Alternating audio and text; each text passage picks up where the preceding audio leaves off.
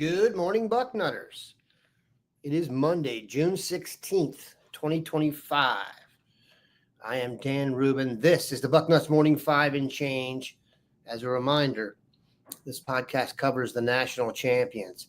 A little bit of a different week this week.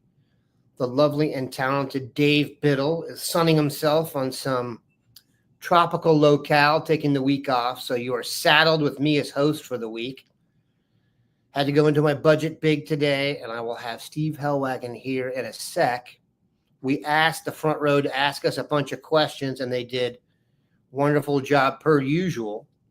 Speaking of per usual, I've got to tell you about one of our best sponsors. Is it our best? They're certainly in the mix, and that is Factor Meals. Summer is here. More sun, more light. If you're not in the gym city, at least, and that makes summer so special. Number one thing you don't want to be doing, spending hours cooking inside. That's where Factor comes in. Chef-crafted, dietitian-approved meals ready in just 2 minutes, taking the hassle out of eating well. I've told you guys this before.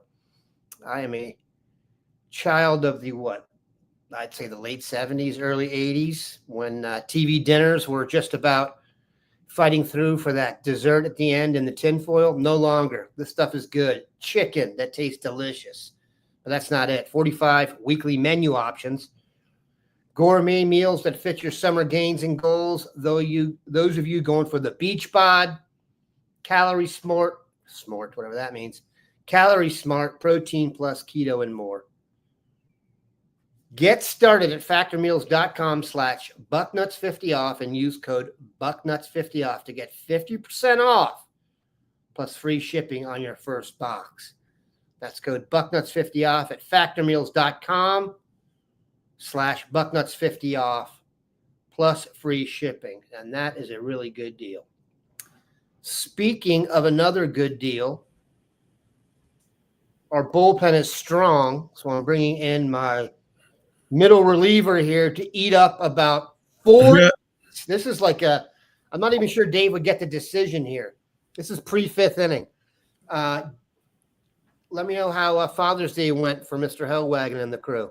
Oh, it was great. I actually got to play golf with my dad, which is kind of cool. Yes. And then we took dinner to my father-in-law, who is in a assisted living facility right now, dealing with some health issues. And so we touched all the bases yesterday. So I think it was great. I didn't actually see any of my own children in person on Father's Day, but last Monday I got to take 2 of them to the Reds and Guardians in Cleveland, and the third one is in Portugal right now, doing a little bit of gallivanting across Europe. Dan, it's the old double play ball where I don't have money, but I just bought a tattoo in Ireland. So you can't plead poverty on one hand and be getting a tattoo on the other.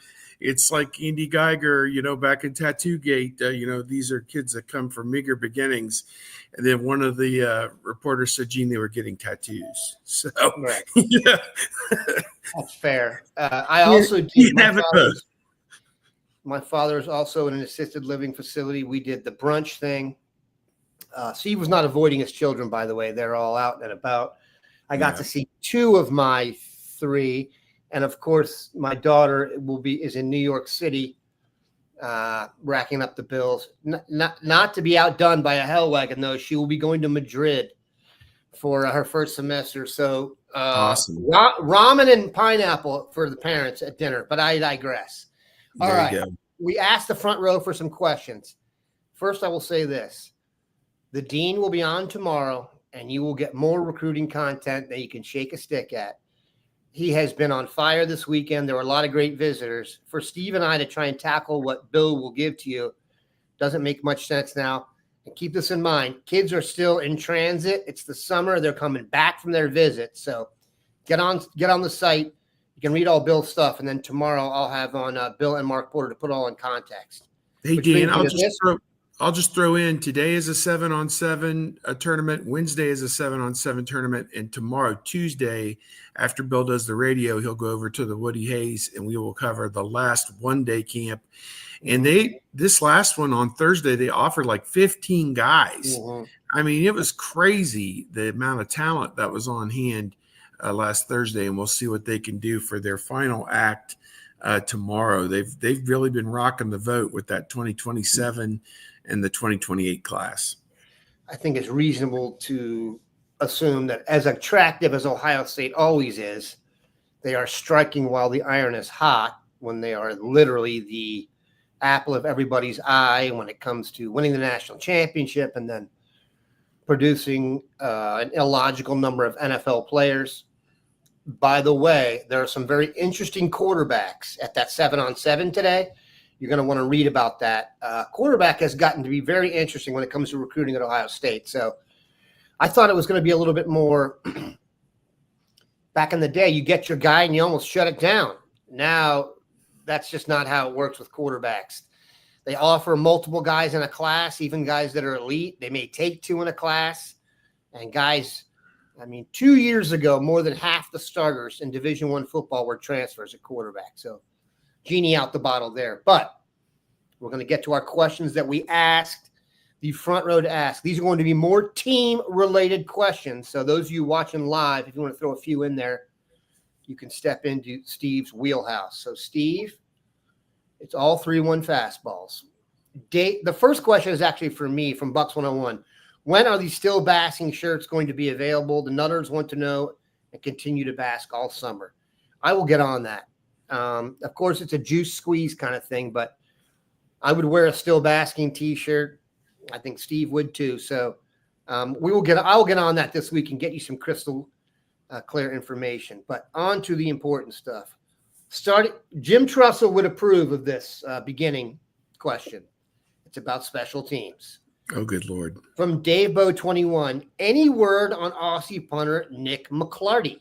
So much enticing potential, so raw. Just wondering how he's doing. Well, I know that Nick is still there. At least he was in the spring, and he has a really big leg from everything that we've been able to see. Again, he's got Joe McGuire who's in front of him, and he did a pretty good job. It's difficult, to play more than one punter. I mean, you don't. First of all, they don't get a whole lot of opportunities at a place like Ohio State where they're able to move the football pretty successfully. But in the instances where they've needed somebody to hit a great punt, Joe McGuire did an outstanding job last year. So I look at it, it's still his job. Nick is going to push him, and I think last year was a learning curve for Nick. Coming to America, and 2, punting in American football.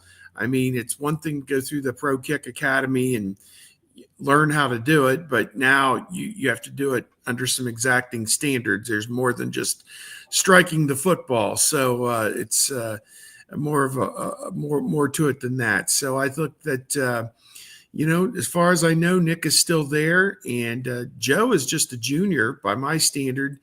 And Nick would have redshirted, so he'd be considered a redshirt freshman this coming year. So there is 2 years of separation between them, and we'll see if Nick wants to wait it out, or if Nick is able to unseat Joe as the starter this coming season. That would be, Joe was very good. If Nick's better than Joe, then that's a good thing too. I'm pretty sure Nick whet everyone's appetite with the video when he punted the ball out of the stadium. So that. If you're going to be a punter and you do that, you better. I mean, you've increased everyone's expectations for sure. All right, this comes from Stony Rock. Steve, it says, "Can you or Steve?" But Steve's making all the money today. Steve, can you contrast or compare, for that matter, your view of the new NIL review board with Dave's view? Dave appears pretty negative on this working. Ross Bjork appears to be positive. Can the NCAA just make players ineligible if they refuse to accept the review result? Or is this restraint of earnings? Thanks. Maybe 15 seconds on what it is and then your vibe on it. Yeah. I guess that there will be an arbitration process for disputes that come out of this new NIL Go clearinghouse that Deloitte, one of the top accounting firms, is going to adhere. They're going to be the ones that oversee it. So, to my way of thinking, it seems like it's Ross made it sound he tried to make it sound like it was very simple, but to me it's about as clear as mud. So what's legal and what's not legal and what's going to pass muster with the clearinghouse and what isn't. And within, a day or two of this thing going into effect, we were already hearing that some deals were being turned down. And when that happens, I guess you send it to arbitration. But my point to Ross Bjork last week was, you're asking current student athletes to adhere to some kind of process or rule that they never agreed to. So it's what they've put in place. He says it's part of the settlement, so to speak, through the federal court. And yet people who weren't party to that lawsuit are being held to this standard, to these rules. So I don't know how that's going to stand up. My thing to Ross was, I said, and I'll just end on this, is I think if a student athlete coming from meager, upbringing goes to the court and said, this establishment, this industry is trying to withhold my earnings or tamp down my earnings to maintain some type of competitive balance between themselves, so that there are rules in place of some sort, that violates my, right to make as much money as I can. It's antitrust, restraint of trade, whatever word you want to use. And I said to Ross, don't you think that a court would be sympathetic to one student athlete who comes from a meager upbringing against this whole billion-dollar industry? I mean, I think they would be. So I don't know. I guess we'll see as we go. I wonder if they've set this whole system up to fail just so the whole thing becomes a free-for-all. I just wonder that they had to put something in place. But I think in the back of their minds, this is not going to work. But alas, it is. When you start to talk about it, it makes my brain hurt. It does. The idea of unraveling all this case by case, when the NCAA, in the past at least, has moved at a legitimately snail's pace on every single decision, the idea they're now going to become the arbiter of all this. And in the beginning, you would think it would be a little bit, a meeting out process where they would figure out what works and what doesn't. So I'm of two minds on this. If you were going to try and really establish true competitive balance in college football, I guess this would be your approach. I don't really want that. I want what's been going on. We just won the championship. I want to keep doing this. I want to keep I make no bones about this, and I never have. I like it when it works for Ohio State. What has happened over the last few years is the programs that want it the most, the fan bases that want it the most and put their money where their mouth is, are going to thrive. Also, Dodgers what has changed? Exactly. But what's really changed? I mean, we're heading into another year where it's, Ohio State's it's gonna be Ohio State or Texas, or maybe it's going to be the same teams. That's another thing. I don't really know what even the goal is here. Do they really expect competitive balance in college football? That's just so silly. It's never existed. It's never come close to it. Exactly. That's one from the peanut gallery. Yeah. We could literally do an entire show on this and not come to a resolution. But you got a lot of really smart, wealthy, established administrative people who, man, I don't get it. I think the last point you made was fantastic in that they made Ross Bjork. Can you say honeymoon period? When you take over as AD and you win the national championship in football in the first few years, why would Ross Bjork want a lot of changes? Things are going great. So you may be right about that. They may just be setting up a house of cards to have it go down and go, oh, darn it, we're going to win again.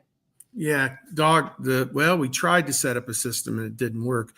I think that what everyone's worried about is that there'll be under the table type stuff happening. But when these deals get turned down and they've made a promise to this hotshot player, either a high school kid or a portal kid, or even a guy that you want to keep on your roster whose street agent is getting offers, from UCLA and Oregon and Georgia to go play somewhere else. Oh, you establish yourself at Ohio State as a good player. We want you now. And, it becomes a bidding war even to retain your own players. And so I just look at it that the money is going to find its way to the athletes. Water finds its level one way or the other, or the guy just packs up his stuff and goes somewhere else where they'll pay him under the table. I mean, it's just fact of the matter, guys. It's 2025 and they're going to get their money. So it's just a matter of how the industry gets it to them. The idea that guys are going to come in and take less money than guys that are already on the team that are grandfathered in, that is not going to happen. Dude. Probably not. Guys who are 5-star elite players are not going to take pay cuts here, okay? And basically, Ohio State only goes after that type of player. So here's another thing, and I say this all the time. Do you notice a lot of donors missing meals now? The money was there. There's plenty of money for everybody. They just had it all. And now the players got some. But it's not like people are not like, you know what? I'm going to go Range Rover to Lexus. That's not happening. And, going from collective to university control of some of this, it probably becomes tax deductible again. But, I say that, but then the NIL deals can't be. They have to be like a 1099 or a salary situation for the athlete, I would think. So who knows? Administrative workload goes, Steve. How many people get NIL deals? Yeah, that's the thing. Even you watch the games on TV, it's like Patrick Mahomes and Caitlin Clark. I mean, who else has that type of cachet to command money from anybody to be a spokesperson? Or, a lot of it that we're hearing is that it's tied into making personal appearances, which could be anything from a car dealership to a bar mitzvah. So, it just... What's your DJ skills going? Yes. I mean, I'm just aghast at... But look, just take Ohio State. Every guy at Ohio State gets some form of NIL money. Yeah. So so the NCAA is going to create a group that can review all of that and review Alabama's and across the board and then parse out which ones are good and fight the good. Come on, man. That sounds like an absolute S-show quagmire. All right. Yep. Better and more positive question from Spokane Brutus, who's thinking correctly. He's jumped a little bit ahead here, Steve. Maybe if you can figure this out. Who do you see Ohio State playing in the national title game this year? The Big Ten title game and the national title game, for that matter. I'm sorry. Who do you see Ohio State playing in the Big Ten title game and subsequently the national title game?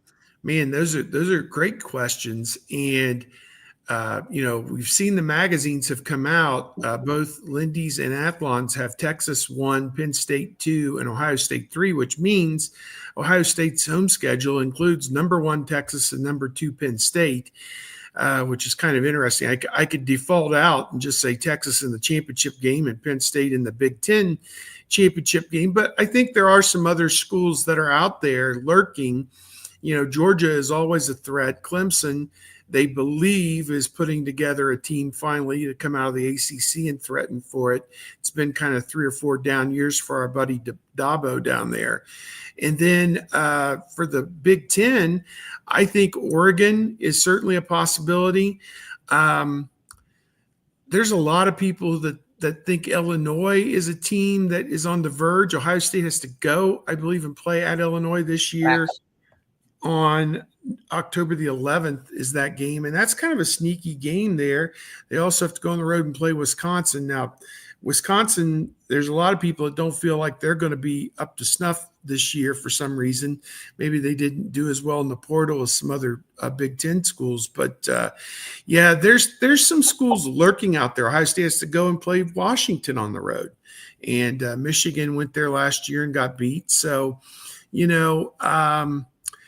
it could be Michigan. It could be an automatic rematch just, 7 days later, which we've kind of half dreading, half looking forward to. A new frontier for the game, to be played on neutral soil in Indianapolis would be something different. Certainly must-see TV, no question, 2 weeks in a row. So you got a lot of candidates out there. What's crazy with the magazines is they kind of take last year's top 20 and just move a team up or down a couple spots and replicate it. For lack of a better term, they just replicate what the last year was. But the funny thing is, every year somebody new jumps into that mix. I mean, who could have seen, as examples like Arizona State and SMU, and, not that they were national championship contenders, but they were in the top 10, 12, whatever. So does Alabama get back into this thing? There's some people that think Miami may have a team coming out of the ACC. I don't think anybody sees much coming out of the Big 12. I think Big 12 is kind of been left behind here with the departures by Texas and Oklahoma. But, yeah, I think it's going to be the usual suspects. Texas is on an all-time run right now for them, at least here in this modern era of college football. The last, since Vince Young, this is the best 3 or 4 years they've had. So, yeah, I'm of a mind that it'll be the same group. I think Notre Dame with Marcus Freeman, if he continues to bring in players like he has, they're going to break through and maybe win a championship at some point. They played for it last year, obviously. So, I think it'll be a lot of the same. If I could just say Pat Hand, Texas and Penn State to answer that question, because those seem to be the best teams out there. But, man, it's going to be an interesting year one way or the other. People at my dad's golf course are like, what are they going to look like this year? Like, yep. Well, they're probably going to doink off a game that they shouldn't, just because they got a young guy at quarterback.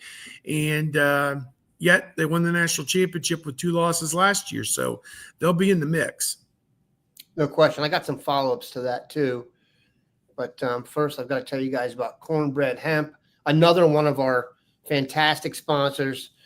You got to get used to this. Those of you who are against the THC products being entered into the vernacular here, it's kind of like NIL. You better get used to it. They are here to stay. If you're looking for a healthier way to enjoy a carefree moment, you got to give Cornbread Hemp a try. The first ever and not the last USDA organic THC gummy that's 100% legal. Shocker, a lot of Bucknutters have gotten this. That's why they're a repeat customer here. And as a special offer for our Bucknuts Morning 5 listeners, you can get 30% off your first order.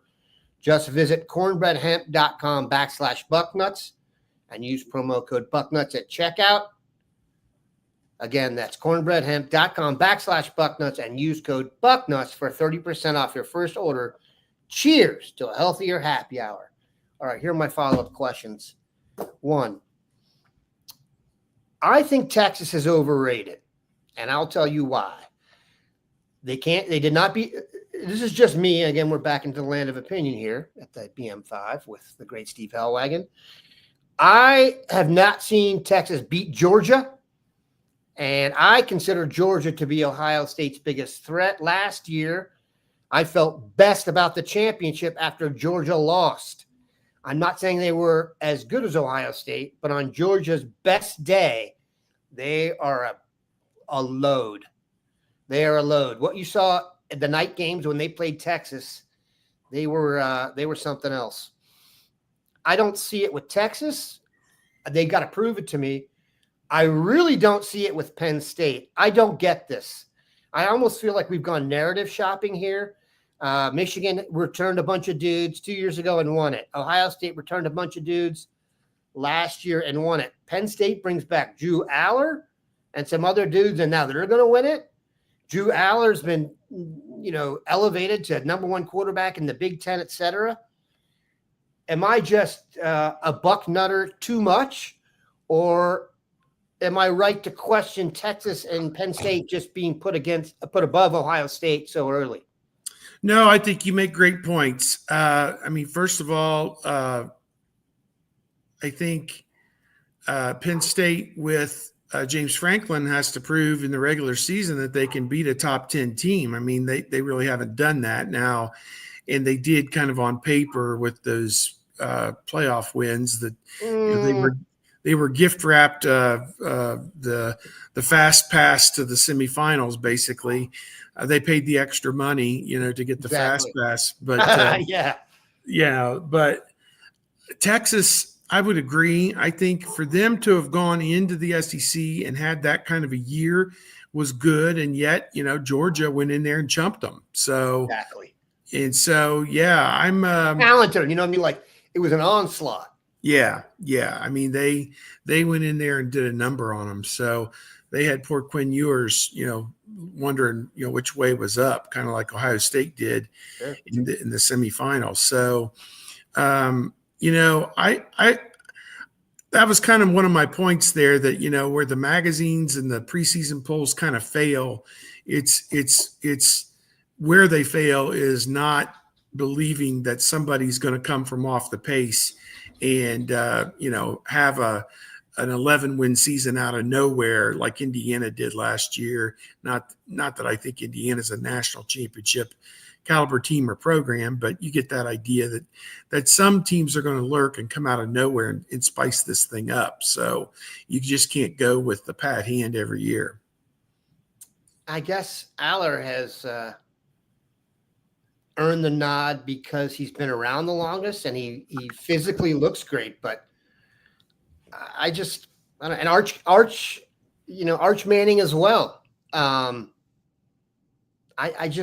not saying they're not talented players, but the idea that Arch is a proven commodity or that Aller has shown he can do it at the highest of high levels, I just haven't seen it. So we may see it. There's an NFL question here. I think it was directed at Mr. Biddle. Is there an NFL front office worse than the Bengals front office? We'll hit that in that. It'll be a challenge. Why do they make things so damn difficult? I don't know. It's just I don't get it. I mean, they're the ones that are going to reinvent the wheel, Steve. They want to protect their investment. I get that. And Hendrickson, are you paying him for what he's done before as opposed to what he could do going forward, but they got to figure this thing out. I mean, you're never here's poor to Joe Burrow. They've never put a team around him other than, the one Super Bowl year. They never put a team around him that can go deep. So, look at last year. They had all that drama in the preseason with the wide receiver. Was it Chase? And it just went on and on. I mean, he shows up the first week to play and hadn't been in camp, and they lose they start out 1-3 or something stupid. I mean, you miss the playoffs by a game because you didn't take care of business in June, July, and August. So, now they're losing the offseason. That does not portend well. It's just adversarial with their players, which just doesn't make us. I'm not sure I would call Joe Burrow poor in any context. No, he's a male model making about $90 million a year. I kid because I love, but now with Shamar Stewart, the draft pick, they're trying to change the language up. I mean, Shamar Stewart, I heard him on the air the other day talking about the front office. You don't want that around your team. Yeah, it's just a negative vibe, and with the Bengals fans, it's the here we go again mentality, which is just in sports is death. And this is on top of taking a guy who didn't have production at the college level and who needs the OTAs, who needs the preseason camp, who needs to be brought along by the coaching staff, and the front office is the impediment. And it just doesn't make any sense. It's stupid. That's a great point, because Shamar Stewart was the master of almost in college. Yeah. Looks like Tarzan. He literally looks like Myles Garrett on the hoof. Yeah. If you look like Myles Garrett and produce like not Myles Garrett, you're going to have an issue. It's an issue. All right. This is a question we're going to get routinely. Does the great Caleb Downs get some snaps on offense this season, especially with Henderson and Judkins gone? He's such a dynamic player with the ball in his hands. They may. I think their Heisman candidate is the wide receiver, Jeremiah Smith. I don't think the Heisman candidate is Caleb Downs. Now, if Smith is slow getting out of the box, the quarterback's not getting him the ball, et cetera, and Caleb Downs kind of takes over as the lead dog in that race, then maybe the coaching staff entertains that. But, the important thing, I think, two things. One, keeping Caleb Downs healthy so that he can play safety and not get tackled or hit or targeted or whatever and knocked out for 2 weeks. That doesn't make any sense. What he did with that punt return last year was nothing short of amazing, and you'd love to see that, in some regard. But, the punting has come along so far from 15, 20 years ago that it's almost impossible to get a good return anymore with the way they pop the ball up. They hit it deep and high, which makes it very much easier for the coverage teams to get down there and fly down there and contain the returner. So I'm not of a mind that you would see him more.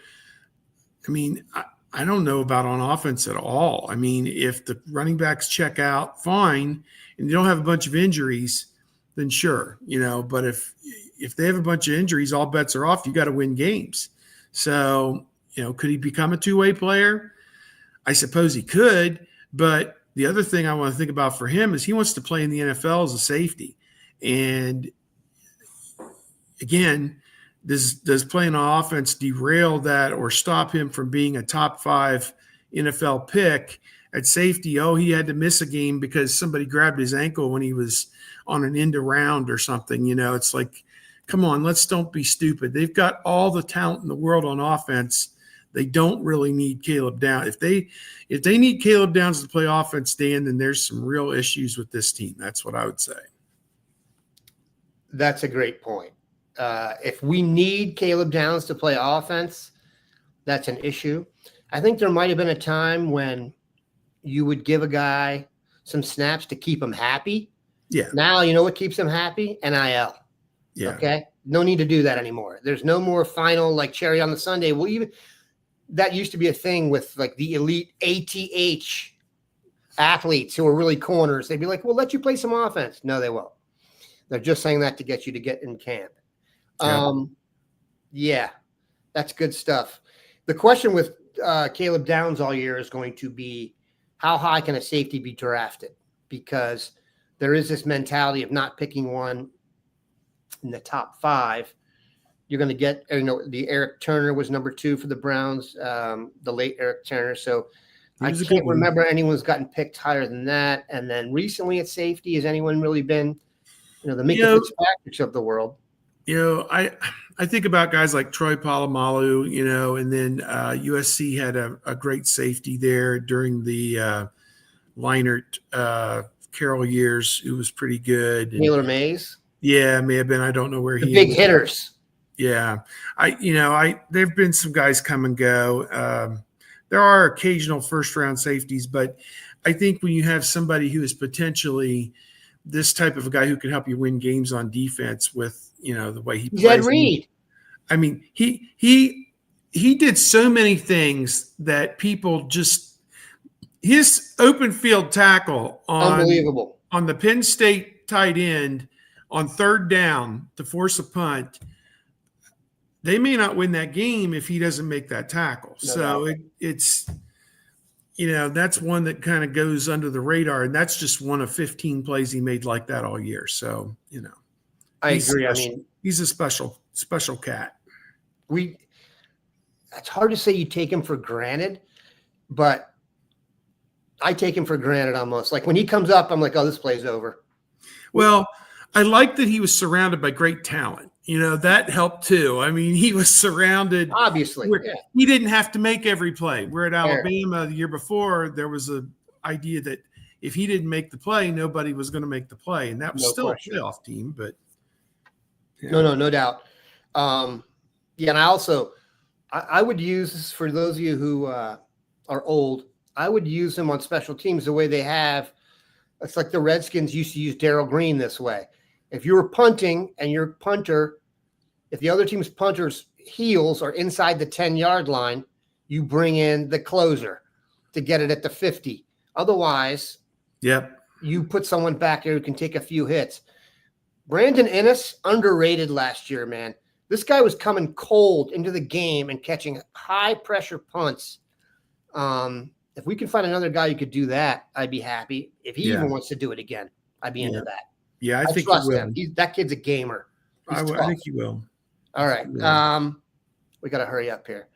There's an old and touchy subject question in here. I don't think we're going to do that one because it's not only old, it is touchy. Assuming Julian Sand or Lincoln Keenels is the guy this year and next, what kind of role and impact could Tavian Sinclair have next year as the primary backup?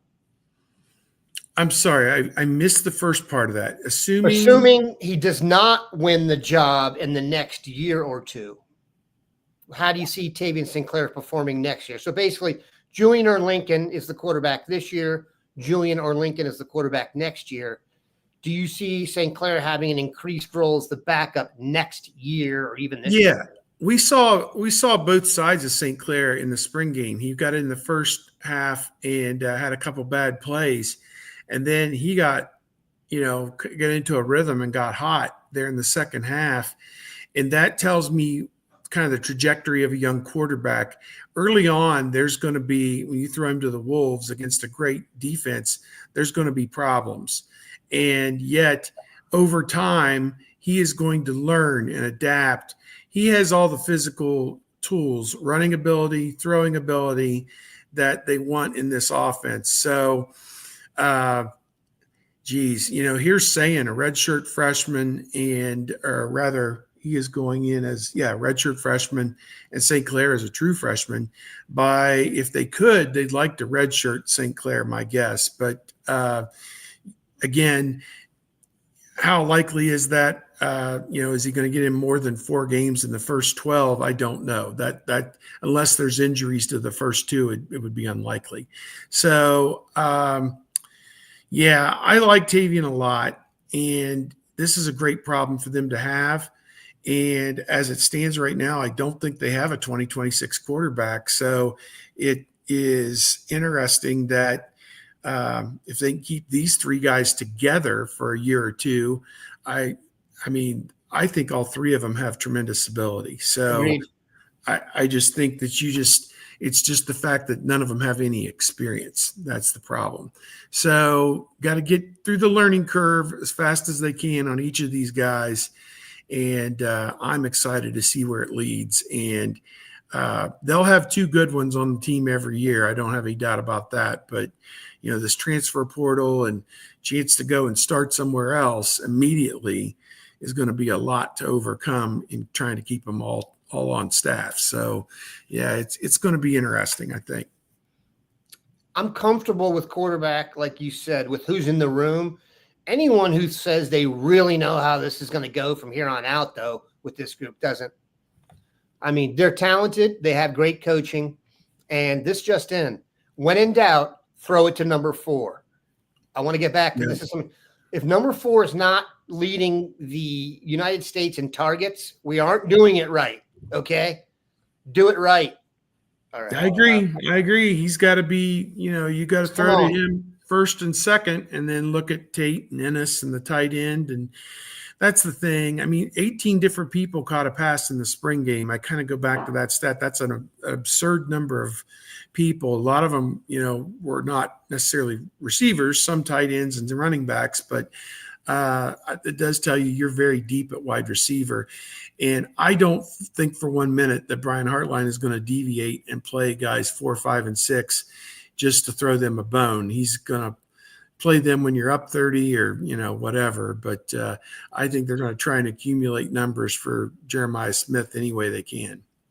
You're in good shape when Carnell Tate is not discussed very often and will probably be like picked 16th in the draft next year. Okay. Yeah. So very much possibility. It literally, like I said, it might be a book to write, but you're talking about a run on a position that's literally arguably the best of all time. I mean, I'd be very comfortable doing a Will Ferrell style debate in front of a crowd and arguing for Brian Hartline and this crew, because guess what? These guys aren't just doing well at Ohio State. They are going into the NFL and kicking ass. Well, you ever watch Jackson Smith and Jigba play recently, or Garrett Wilson? Go ask a Seahawks fan or a Jets fan what they think of them if they don't have a tattoo already. yeah. Come on, man. Philip Bell and Quincy Porter, the true freshmen that really shined in the spring. I mean, they're going to have such a bright future too. So, and then coming in right behind them is Chris Henry Jr. the following year. Jaden Ricketts last week was 4th in the state in the 100 meters. Who beat him? Yeah, Jameer Brown. What year is he? He's coming too. Yeah, he's coming the year after ridiculous. that. Yeah, it's ridiculous. It's awesome. The excess, the largesse is really something. All right, last question. Cuff 23 asked a bunch of good ones, but I'm going to pick out his best one here. And you know what? He asked one, and someone else asked a similar one, and we'll just go with that. Sperry0684, that's our last question. Is there an under-the-radar player on this team who we have not talked enough about who will have an all Big Ten season? If so, who that be, Steve? Yeah, I think there's a couple of these type guys. I think Ethan Anianwa at left tackle is a guy that we don't talk enough about coming from Rice. And if he plays at an all Big Ten level, look out, because they're going to average well over 40 points a game again, probably. So I think that's one. I'm just looking at this. Bryson Rogers is a guy kind of under the radar at wide receiver. We just talked about how Brian Hartline's not going to play 4, 5, and 6. But he and Mylan Graham and Quincy Porter all look like they're ready to play at wide receiver. Ben Christman at tight end with his blocking, I think, is Bennett Christian, I guess, is I didn't read this properly. He's probably one. Over on defense, Peyton Pierce, the sophomore at linebacker, is a guy they love, and I wonder if they do some 4-3 sets just to get him on the field. I don't think he supplants Arvell Reese or Sonny Styles a whole lot, but I think he will play some. So there's a few right there. Those are guys, again, all Big Ten.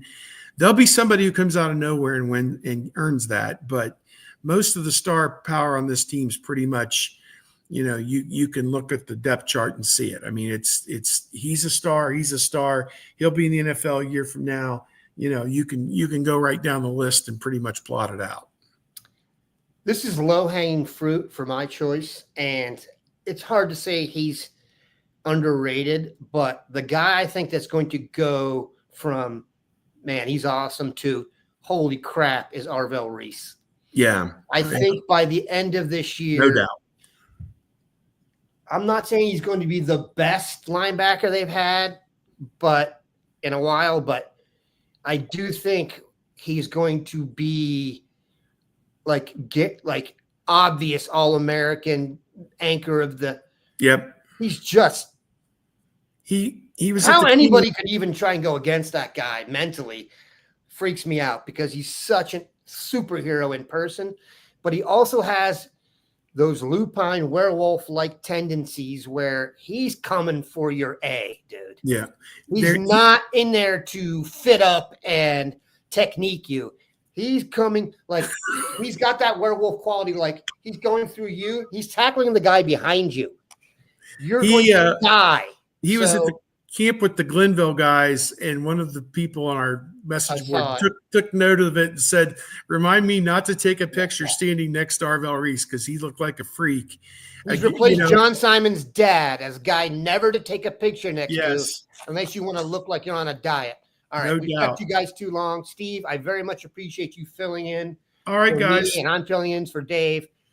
Like Steve told you, camp season, thoroughbreds out there today, 7-on-7, camp tomorrow, 7-on-7 the next day. And we'll have the Dean and the Grand Poobah here tomorrow to go all over it. Thanks for spending time with us on your Monday. Have a good one.